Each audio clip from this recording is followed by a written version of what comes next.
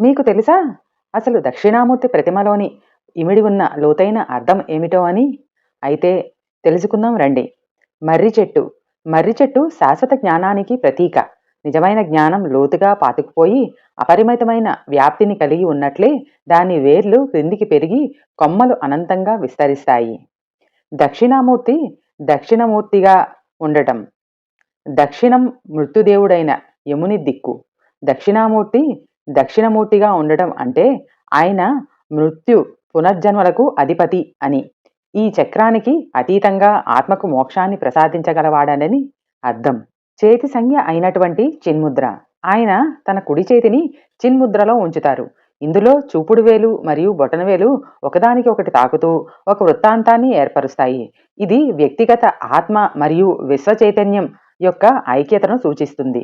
ఇది నువ్వు మరియు విశ్వం ఒక్కటే అని చెప్పే సంజ్ఞ. దక్షిణామూర్తి పాదాల క్రింద అపస్మార అనే రాక్షసుడు ఉంటాడు.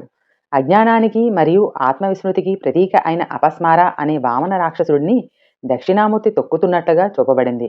అపస్మారను అణిచేయడం ద్వారా ఆయన మానవ బంధాలన్నిటికీ మూల కారణమైన మన నిజస్వరూపం గురించిన అజ్ఞానాన్ని నాశనం చేస్తాడు.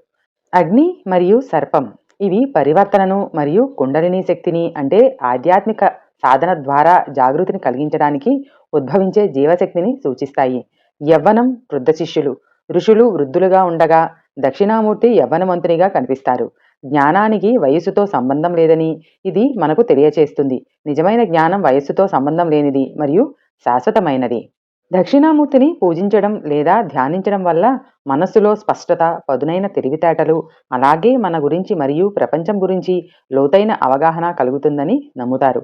శతాబ్దాలుగా విద్యార్థులు, ఉపాధ్యాయులు, సాధకులు మరియు పండితులు ఏదైనా ముఖ్యమైన విషయాన్ని నేర్చుకోవడానికి లేదా బోధించడానికి ముందు దక్షిణామూర్తిని ఆశ్రయిస్తూ వస్తున్నారు.